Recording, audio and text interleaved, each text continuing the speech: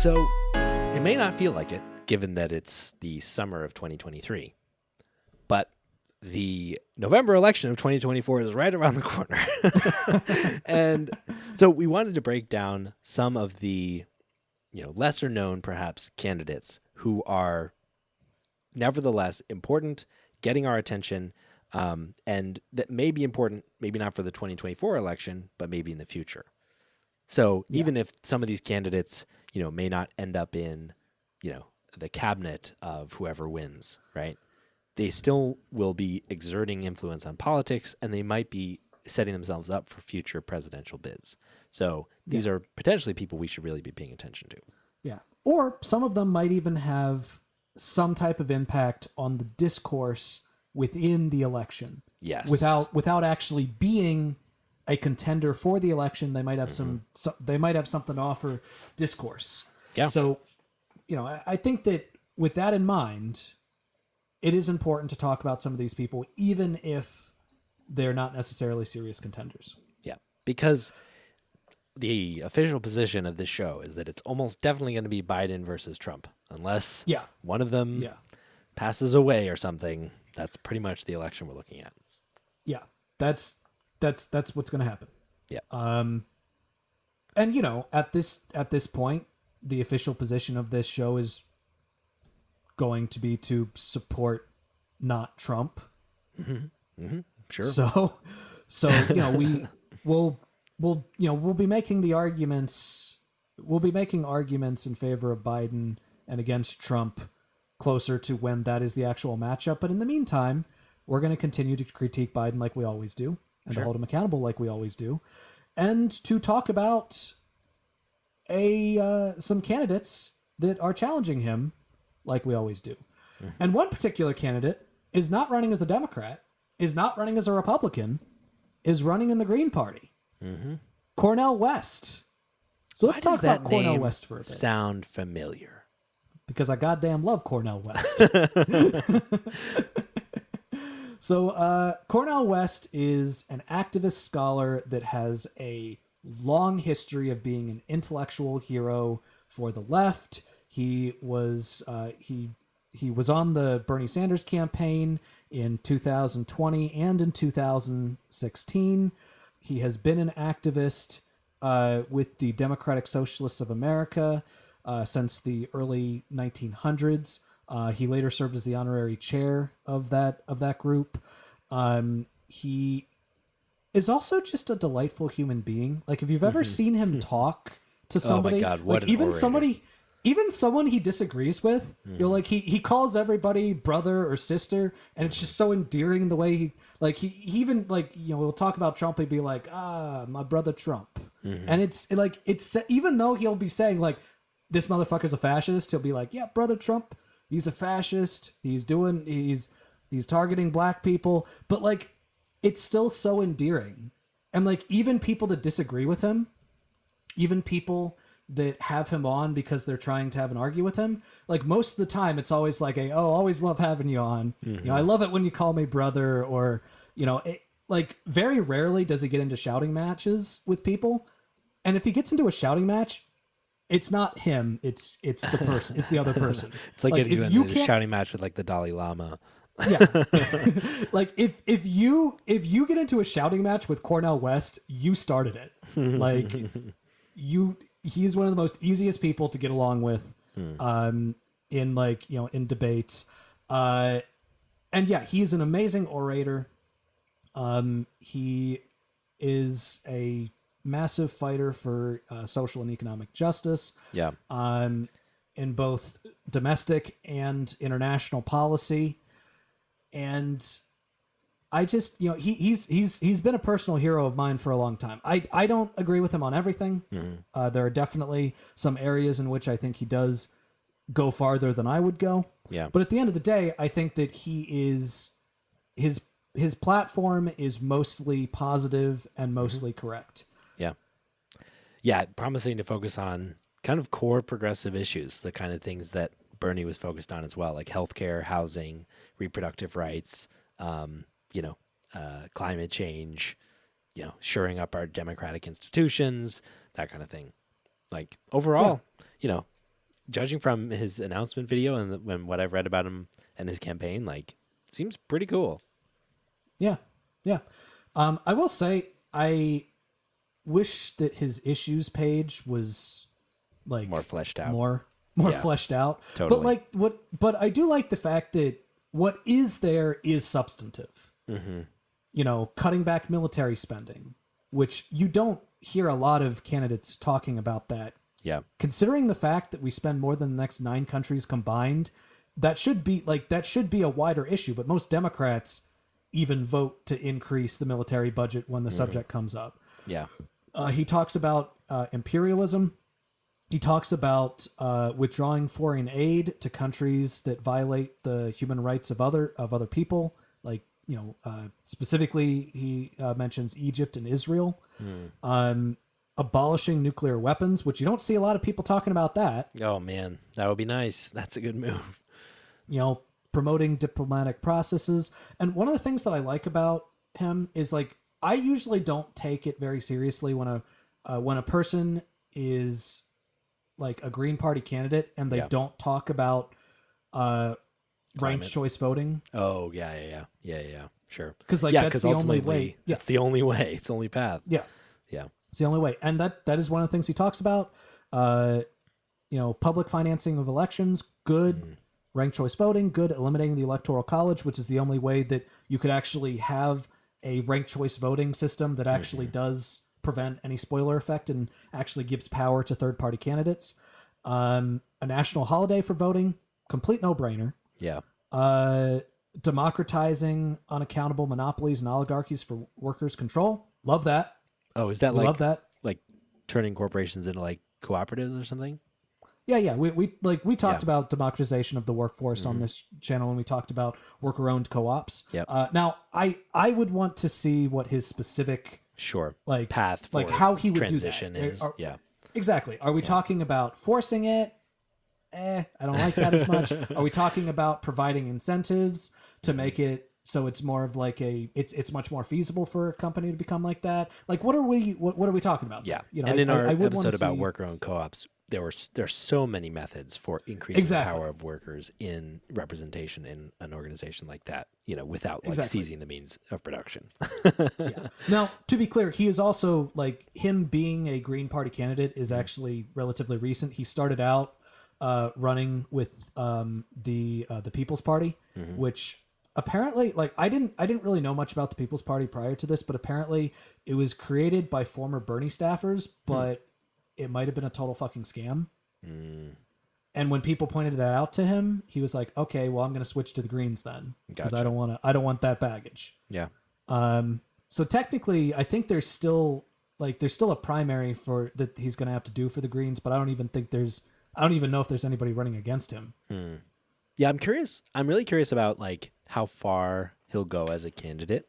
Like whether he stays in all the way to like the election, or whether like he goes in to influence the discourse through the primary and then like try to like have influence over the platform. Like what kind of how that plays out. Because like honestly, I get so nervous about third party candidates in the face of like all the stuff that happened with Jill Stein and whether that might have tipped the 2016 election away from Hillary. Like there's a lot of questions around that.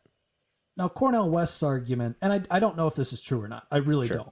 Yeah. But his argument is that the people that showed up to vote for Jill Stein are people that wouldn't have shown up to vote anyway. Sure. And maybe that's true. And maybe. Like I kind of doubt it. I don't know. I don't know how I necessarily feel about that. And I guess the thing that makes me nervous about Cornel West is that he is such a good candidate. He is. He's like, he is an awesome. Yeah. He's an awesome activist. He's someone that, like, even me, who, you know, does try to be fairly pragmatic when it comes to third parties, even me is like, God, I'd love to vote for him. You know? He's super magnetic. He's super magnetic. So like my thought is, or my hope is that he is here to try to influence like Biden to adopt a better platform. Yeah. And not only to adopt a better platform, but to actually to actually do some things in the meantime so that he can say like, oh, no, I'm not just a status quo elitist like Cornel West says I am. Look, I just I was able to get student loans Yeah. after the Supreme Court struck down my first attempt. I did a second attempt and I was able to do that. Like if I were Biden and I was looking at this, my thought would be, I need to make sure that he has less shit to hit me on. Sure. Yeah, he needs to force things through to be able to be credible on those progressive issues to try to win attention from that base Exactly. of progressive voters. Yeah. I think that's the best case scenario for sure. Yeah. And with that in mind, I think that the fact that the Democrats are trying to find strategies against Cornel West to try to discredit him or to try to shame people for voting for him, or to only focus on what Biden has done so far and not try to do more, Yeah, what he could is still a bad do. strategy. Yeah. Yeah. Yeah, I think that makes sense. And like, I don't know, to Cornel West's point, like, I don't really buy that there were a bunch of people that only came out to vote because they were inspired by the incredible Jill Stein. Yeah. I might buy that more with Cornel West, actually, because he is so magnetic. But like, in general, it is so much more work and so much more expensive to turn out new voters and to organize those voters than it is to bleed away voters from the D and the R on the page who are already there. So like, I'm skeptical of that claim of like not being a spoiler for that reason, but I would love to see him have a leftward pushing effect on the Democratic Party platform. And Now, what I would love even more is if he ran as a Democrat. yeah, I think Like, that primary. I was asking Fucking that primary question. Yeah. Biden. Why not just be on the ballot and try to be on the stage or like primary it? Yeah. Yeah. Like, what's the Like, downside? Cornel- You're old and an academic. I mean, like, his- your career in his- I mean, politics his is whole not at thing is- risk. I think his whole thing is that, look at what the DNC did to Bernie.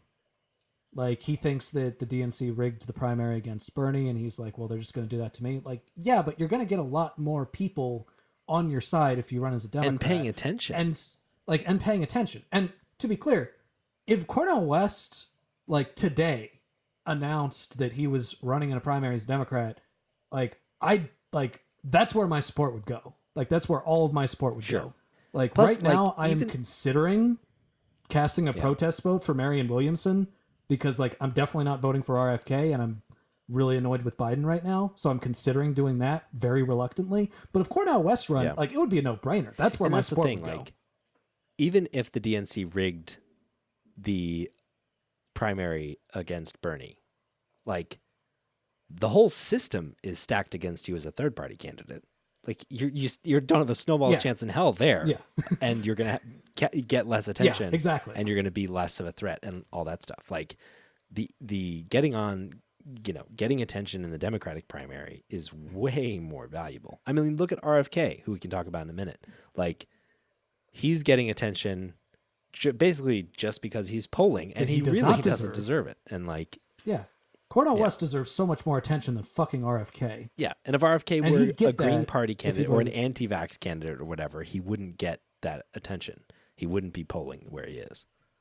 And the thing is, there's actually a pretty large contingent of the left that does not like Biden, is never going to go for RFK, is disillusioned by Marianne Williamson because, like, they were really not impressed with her the first time she ran. And they're looking at Cornel West right now running as a third party, and some of them are just, and they're like, it gives them pause a little bit. Yeah. Take that pause away. You run as a Democrat, you get that support. Like, I can almost, like, here's what I would say. I bet you that if he ran, that if he announced that he was running as a Democrat, in like 3 days he would be he would have 20% in the primary poll. Like, he would be That's at it, right? 20%. Yeah. You know, I think that almost immediately you would get at least 20%, and then you build off of that. Like, I'm not saying that he would definitely win, but he might. People don't like Biden. Get in there and make a good argument. I mean, his announcement video alone is so compelling. Yeah. He's great. It was so compelling. Yeah. Yeah. So Anyway. I love you, Cornel West. Please run as a Democrat. I will vote for you if you run as a Democrat In the primary. in the primary. In the primary. All right. Let's talk about RFK. Robert Fuckity Kennedy. Yeah. Okay, so Robert F. Kennedy is the son of former U.S. Attorney General Robert F. Kennedy. The Robert F. Kennedy I'm referring to is Robert F. Kennedy Jr. He's running for president. He was an environmental justice lawyer, helped clean up the Hudson River in New York. He's never run for public office. He's 69 years old. Although he claims that he's been involved in pretty much every presidential election over the last 60 years, which to me is like, oh, you've never been involved in you've only been involved behind the scenes in politics. Yeah, behind the scenes, like the shady part where everybody's, no one trusts the worst part of politics. Yeah. But he's currently like pretty high in the polls, like over 14% in the polls. And so even though he's absolutely fucking crazy, we kind of have to take him a little bit seriously. Yeah. And you know what? I'm even going to be really nice to him. I'm going to start out by saying some nice things about him. All right? Maybe because his brain is mush. No. I'm serious. All right? I'm going to say some actually nice things about him because I went through his website. I went through his policy platform. And I'm going to say some nice things about it. Great. All right? So he, earlier when I talked about how candidates are almost never talking about American imperialism, they're almost never talking about the bloated military budget. He does. He actually does. He says he has a page on his website under peace.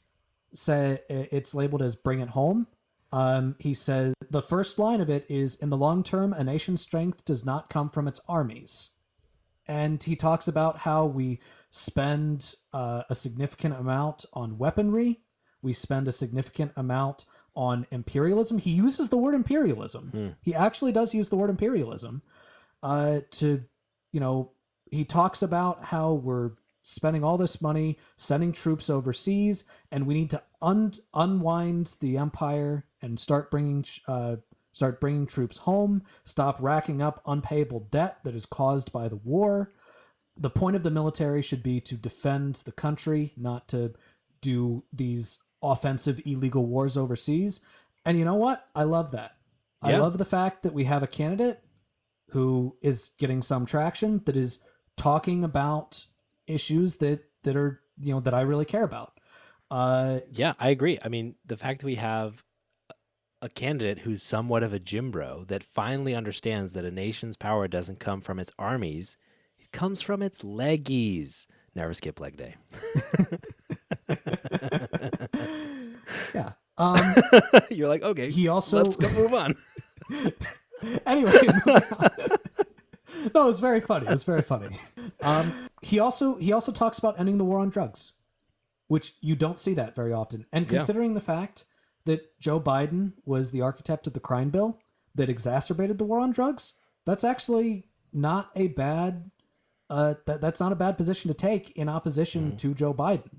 Yeah. He talks about amnesty to nonviolent drug offenders, shutting down the school to prison pipeline, which we've talked about on this show. Hell yeah. Transforming the police. He does say, like, instead of defunding the police, we will transform the police. It's like, okay, what does that mean? He's saying incentivizing them to prevent violence, not necessarily arrests, train them to de-escalate and mediation skills, and partner them with neighborhood organizations. No Great. Longer will the relationship with the public be adversarial. Love that. Yeah. Love that. What a platform. Love that so much. Yeah. And I'm only saying all these nice things about him because I want to get to the gut punch. I want to go ahead and get to the final gut punch of this whole thing, which is the rest of his website is fucking terrible. Yeah.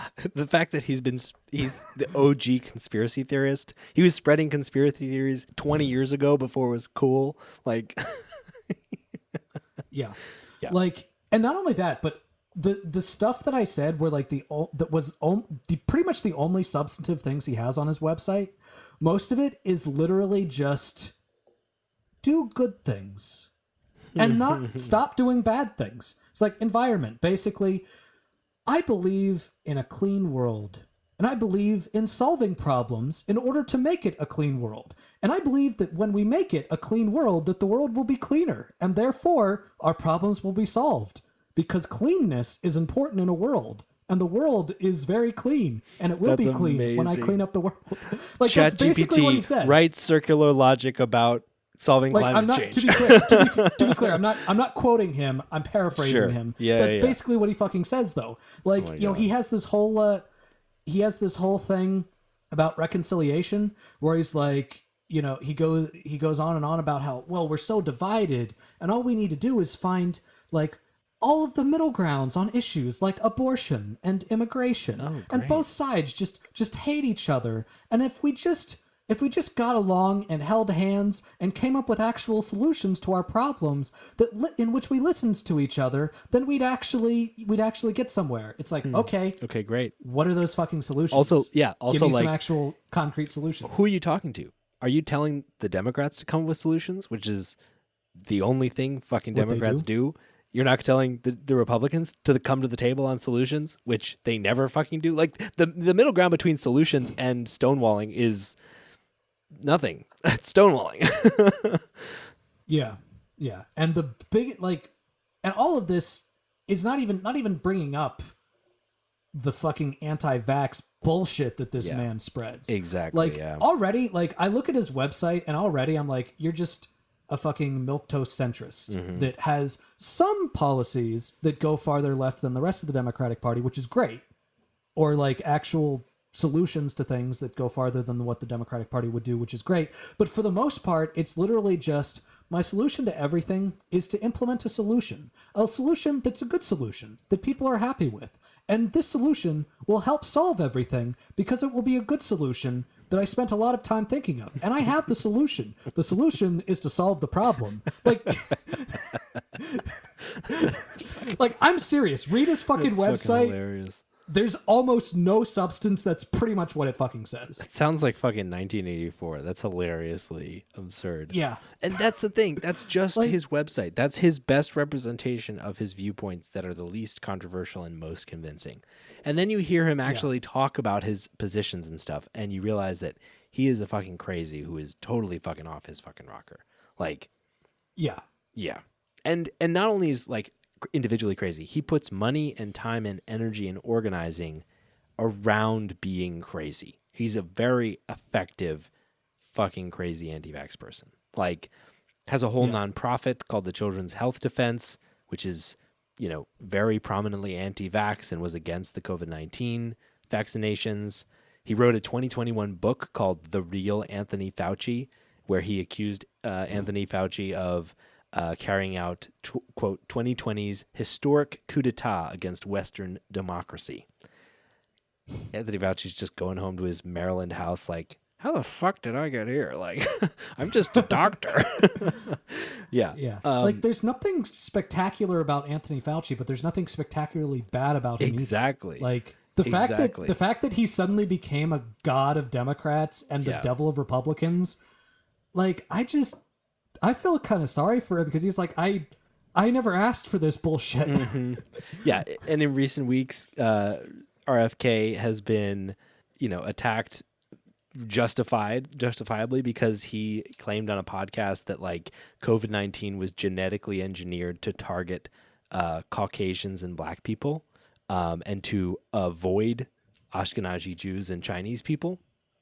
So, talking about like trying to make the case that COVID-19 was engineered for ethnic cleansing by Jewish people and Chinese people, which is like fucking racist as hell. Yeah. Claims that SSRIs, which treat depression, are the cause of mass shootings. That's a big one. That Wi-Fi causes cancer and something called leaky brain, which is a technical term. That claims that there are chemicals in the water that turn kids transgender, which is a good old Alex Jones one. Turn the frickin' frogs gay. Jesus. Yeah. Like, he's a fucking nutcase. And I think people like him because he is trying to make this case that, like, he, just like all conspiracy theories, that, like, everybody's lying to you, the corporations are lying to you, the government's lying to you, the only person who has the answer is him. And he's, you know, older, but still, like, vibrant and strong and capable, and tries to contrast all of that stuff relative to Biden in like his, you know, his articulateness and physical appearance and going on podcasts and being all relatable and that kind of stuff. But ultimately, though, like his positions are like quite dangerous. Yeah, even in their best the issue is that this conspiracy theory bullshit seeps into his policy. Exactly. Like let me just read one part of his website real quick. A Kennedy administration will go beyond making existing modalities available to all to include low-cost alternative and holistic therapies that have been marginalized in a pharma-dominated system. To quote Tim Minchin, alternative medicine has either not been proved to work or been proved not to work. You know what they call medicine that has been proved to work? Medicine. That is the best argument against alternative medicine that I have ever heard. It's so pithy, and it's just a fucking like slam dunk, sleeper hold, put him down. It's crazy. Yeah, that's yeah, and but more importantly, if you are sick and you use alternative medicine, you are more likely to die than if you use medicine, or at least more likely to stay sick. You're banking on your body doing the work. I understand being critical of Big Pharma. Sure. I really do. Absolutely. And by the way, I would even point out, if he were saying, you know, everybody mistrusts Big Pharma has too much power, and we can't always trust the shit that they put out, therefore we should not nationalize pharmaceuticals, I'd be like, okay, that's based. That's great.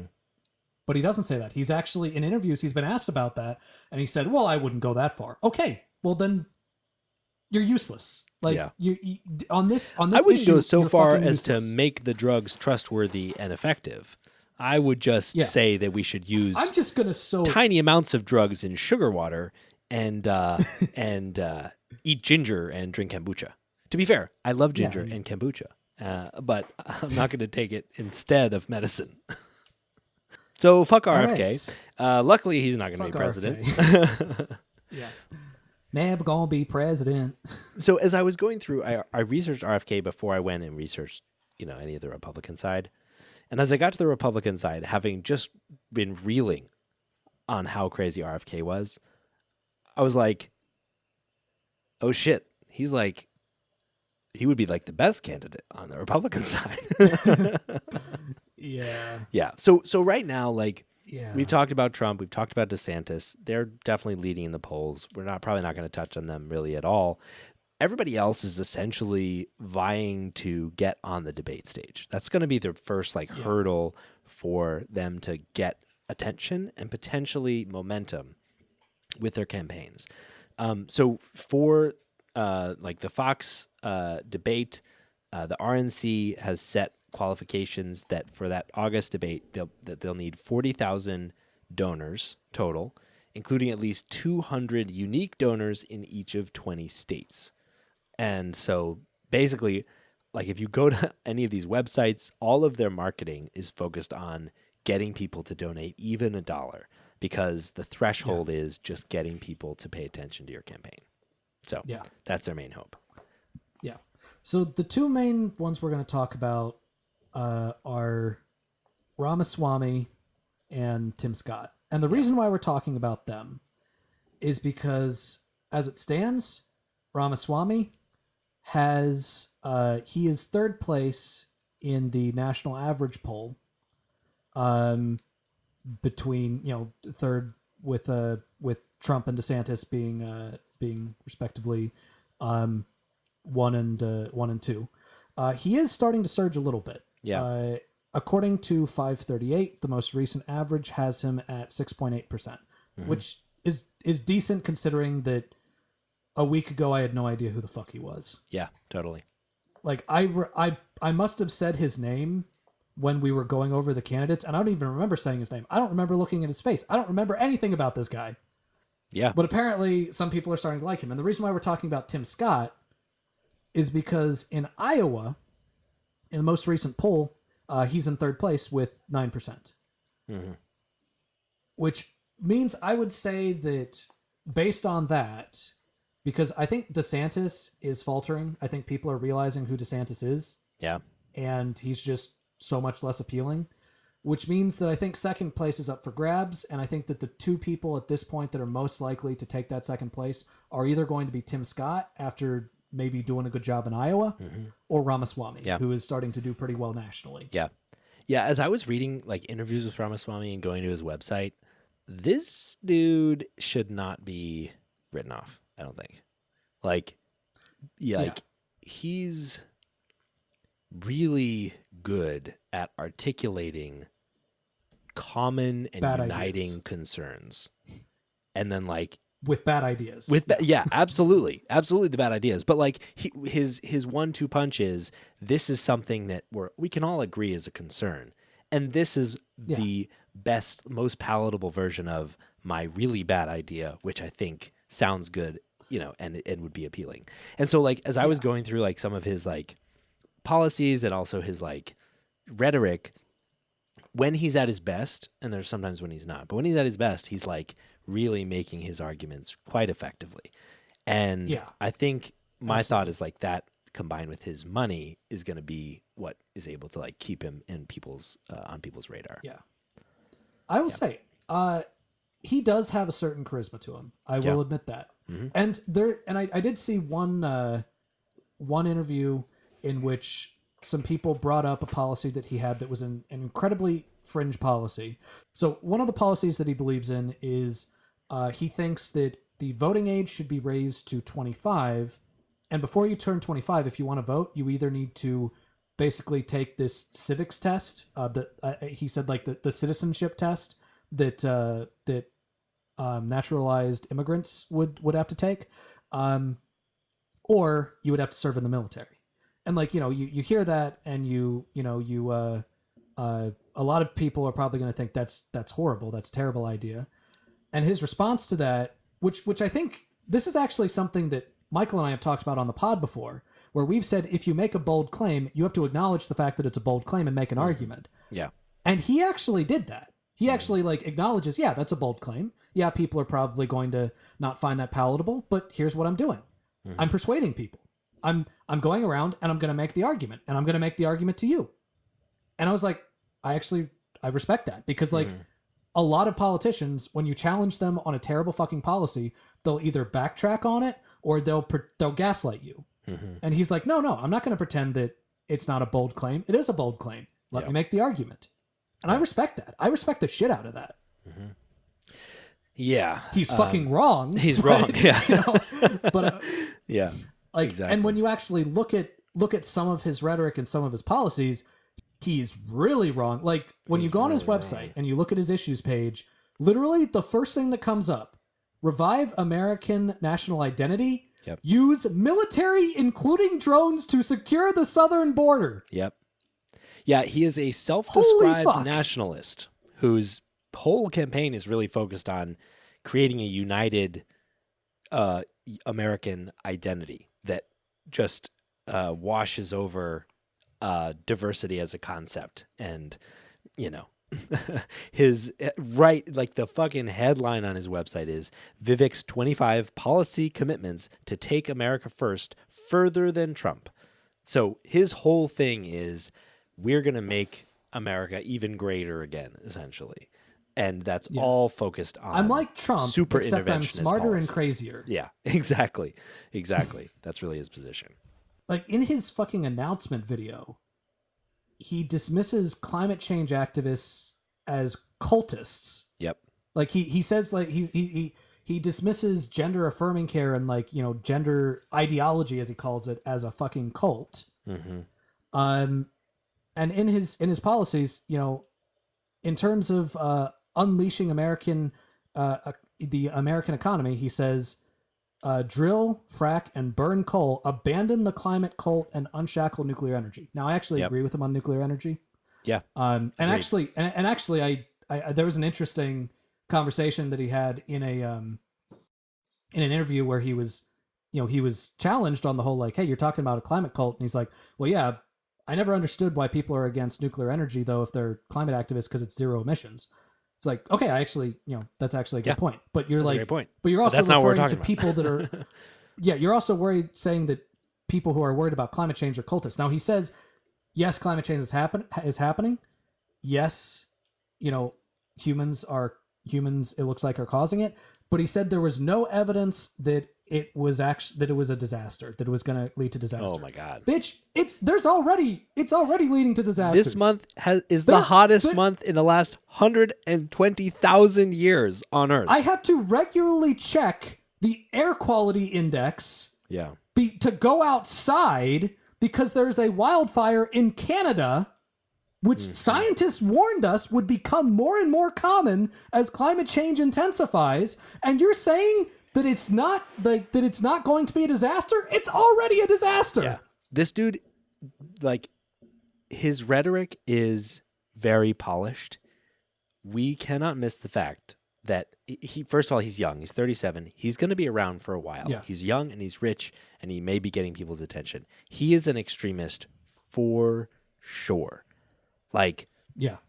you know, like Nathan mentioned a couple policies, but like a couple others, like even like not only is his rhetoric on his website very kind of like combative and dismissive and disrespectful, but things like shut down toxic government agencies, Department of Education, FBI, IRS, and more. What? What the fuck? That's crazy. You want to shut down the Department of Education? Like, because he wants people to be stupid, so they'll keep voting for him. Yeah. Yeah. But here's the thing. Here's the thing about him. Like, I've often said that DeSantis was worse than Trump because DeSantis was smart. Like, he was smart enough to actually to actually potentially implement policies. But I've also acknowledged the fact that his charisma is just terrible. Like, he comes across as a complete and total asshole. Mm-hmm. Like, to anybody. Ramaswamy does not come across as an asshole. Like, when he's actually talking to people, he comes across as I have policy ideas and I'm going to convince you. And I understand that you might disagree with me, but I'm going to convince you. Now, some of his ads are like really douchey and combative. And a lot of the shit when on he's his actually website talking to really people, douchey. a lot of the shit on his website makes him sound really terrible. When he's actually talking, he sounds great. Yeah. Exactly. I found that to be such a contrast. Like, this is a bullet on his website. Incentivize trade schools, which is good. And then over hollow college degrees. Sorry, gender studies majors.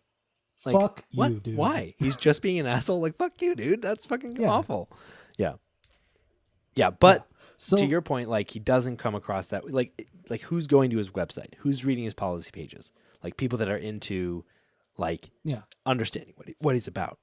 Otherwise, people are listening to him, and when you listen to him, he really comes across well. Yeah. So the big reason why I want to talk about him is because I know I dismissed him when I first learned about him. I dismissed him, and he's still not going to get the nomination. He's not. Yeah. But he's young. He has a future, and he does have talent. He's never held a political office, and somehow he's a natural at this shit.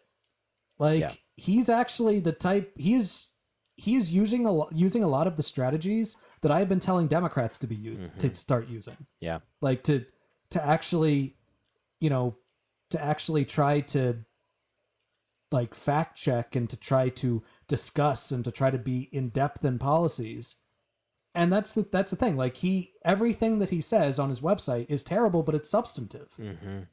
Yeah. And that's what I think makes him so dangerous, because I think he has good political instincts. Mm-hmm. He has charisma and harsh, he is very intelligent. Ideals. Yeah. And horrible political ideals. Yeah. That's true. All right. Let's talk about Tim Scott.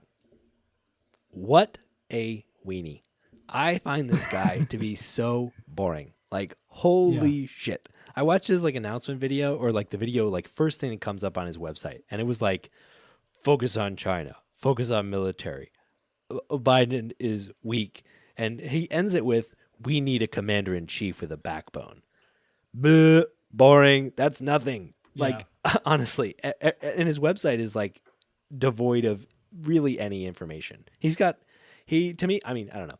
You said he's you pointed out correctly that, he seems to be doing well in Iowa potentially, but he really doesn't seem like he has anything to offer, even in contrast to Biden, much less in contrast to Trump, who he's not going after.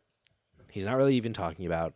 So, like, if you're outside of South Carolina, I don't really know who even knows about this guy. Like, who cares about Tim Scott?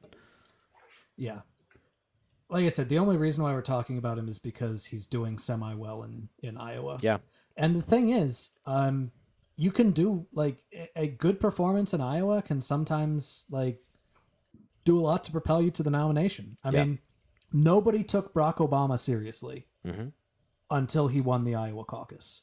Yeah. And if, I mean, I guess there's really two ways that you can strategize when you're running in a presidential primary. The first way is to focus on the early states, to try to do as well as possible in the early states, and to try to use the momentum from those early states to propel you for the rest of the campaign, or try to do a national a national strategy. Trump is clearly doing a national strategy.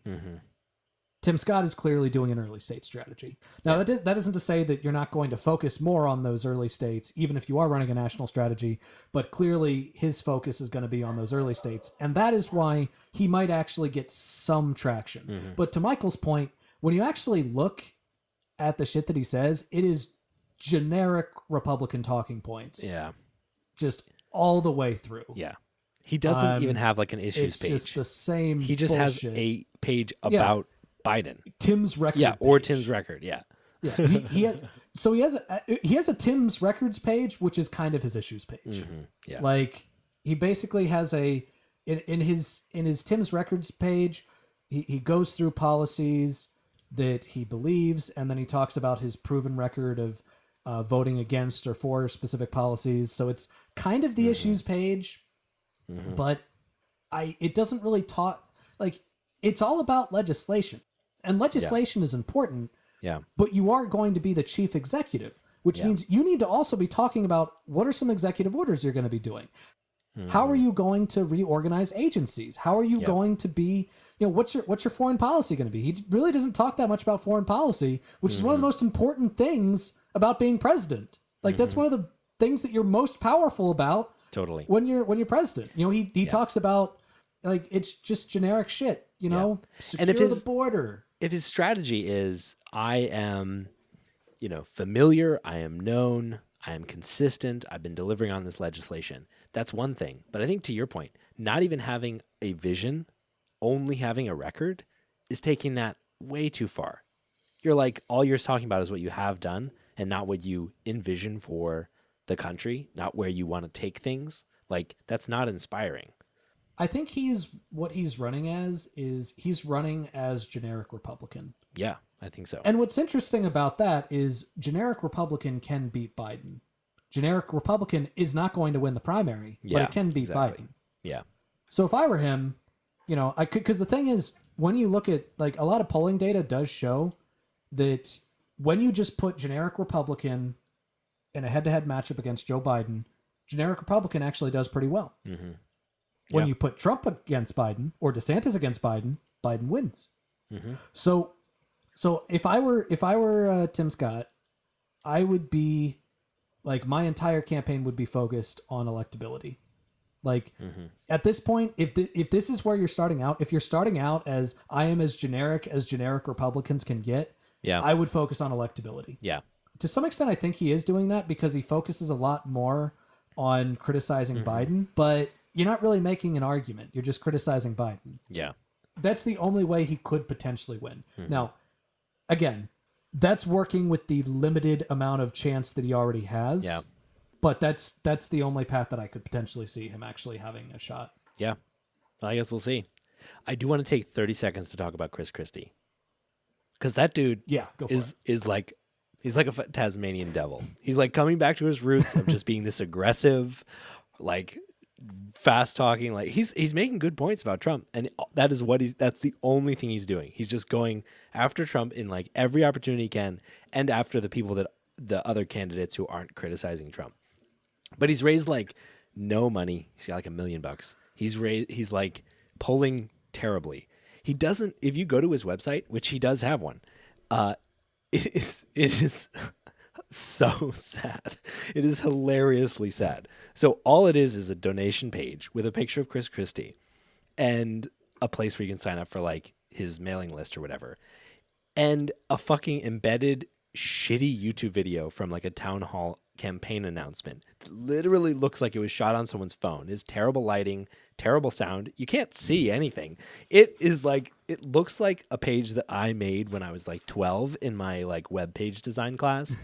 It is hilarious. He is in this fight as a kamikaze candidate. All he wants to do is fucking get in there and do as much damage as fucking possible, which I really respect. Yeah. Look, I despise Chris Christie in so many ways, but I love what he's done. I love what you've done with the place, Christie. Yeah, you've taken you're gonna feel your second presidential run, and then who knows what happens after that? But probably nothing. We'll probably never hear from you again. But I'm glad you're going down. Honestly, he's probably like this is probably a personal mission for him. Yeah, because so for those of you that don't know about the context of this, so he was one of the first, actually I think the first Republican to drop out and endorse Trump. Mm-hmm. And it was clearly because he wanted to have a position in the Trump administration. Yeah. He didn't get that position in the Trump administration. Why? Because he, the father of Jared Kushner, which Jared Kushner, remember, that's Trump's son-in-law, he put Jared Kushner's father in jail on corruption charges. He prosecuted him early in his political career. And so Jared Kushner was basically like, fuck this guy. Don't put him in the administration. Mm-hmm. And Trump didn't put him in the administration. Yeah. So he sold all of his dignity and he didn't even get a cabinet position. Yep. So he is pissed at Trump. Yeah, exactly. So this is just a personal mission of, so that's how it is. Okay. I know. Like that's the love it. He's the candidate of it's the John Wick of presidential candidate. Yeah. That's amazing. So I'm excited. I'm here for it. I'm excited to see what happens with Chris Christie's campaign.